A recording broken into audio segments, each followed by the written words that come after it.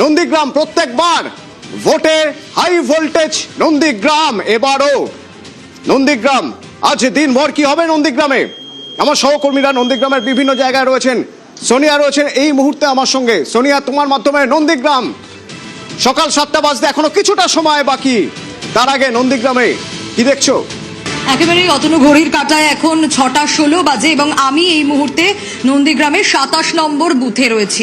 আশুতলা ফণীভূষণ প্রাথমিক বিদ্যালয়, সেখানে যদি ছবিটা দেখাই তাহলে যখন 6টা 16 বাজে তখন এখানে মক পোল কমপ্লিট হয়ে গেছে। হ্যাঁ, পোলিং এজেন্টরা সকাল সকাল চলে এসেছিল এবং একটা বিষয় মাথায় রাখতেই হবে, চারিদিক যেরকম সিসি ক্যামেরায় মোড়া রয়েছে সেরকম কেন্দ্রীয় বাহিনীর জওয়ানরা যারা রয়েছেন তারাও এখানে রয়েছেন। মক পোল কমপ্লিট 45 মিনিট আগেই, মানে এরও কিছু আগে মকপোল কমপ্লিট হয়ে গেছে। পোলিং এজেন্টদের তাদের মোবাইল নিয়ে ভেতরে ঢুকতে দেওয়া হয়নি, অ্যালাউ করা হয়নি এবং কড়া আঁটো নিরাপত্তা ব্যবস্থা যাকে বলে।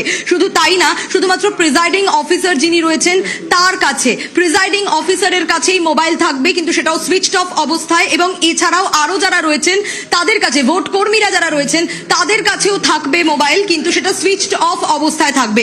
একটু যদি বাইরের ছবিটা আমি দেখাতে পারি অতনু, তাহলে তোমাকে দেখাবো। এই মুহূর্তে ঘড়ির কাঁটায় বাজে 6টা 17, কিন্তু এই মুহূর্তে ভোটার যারা রয়েছেন তারা চলে এসছেন। লম্বা লাইন বলা যেতে পারে ভোটারদের। সেই ছবিটা যদি দেখাই, একটু দেখাবো আমাদের দর্শকদের, যে ইতিমধ্যে 45 মিনিট আগে থেকে বা 1 ঘন্টা আগে থেকে চলে এসছে। এবং ছবিটা দেখাই, আমরা জানি যে 2500 কোম্পানি কেন্দ্রীয় বাহিনী, সেই জায়গায় প্রত্যেক বুথে 4 জন করে কেন্দ্রীয় বাহিনী থাকবে এবং এক্ষেত্রে 27 নম্বর বুথেও কিন্তু সেই ছবিটাই ধরা পড়ছে। 4 জন কেন্দ্রীয় বাহিনী রয়েছেন, পুলিশ অফিসাররা রয়েছেন এবং বাইরের ছবিটা ঠিক এরকম। এখনই কিন্তু যখন ঘড়ির কাঁটায় 6টা 17, তখন ভোটারদের লাইন দেখা যাচ্ছে অনেকক্ষণ আগে থেকে। প্রায় 5টা 50 যখন ঘড়ির কাঁটায়, তখন থেকে ভোটাররা চলে এসেছেন। একটু কথা বলার চেষ্টা করবো তাদের সঙ্গে, যে সকাল সকাল এত সকাল সকাল আসার কি কারণ? মানে 7টা থেকে তো ভোট শুরু। সকাল সকাল এসছি এই কারণে, যা রৌদ্রের তাপ, তো ভোটের লাইনটাও অনেকটা পড়ে, সেই কারণে আমরা সবাই চেষ্টা করছি, বাড়ির কাছাকাছি যারা, একটু আগে আসতেই চেষ্টা করেছি।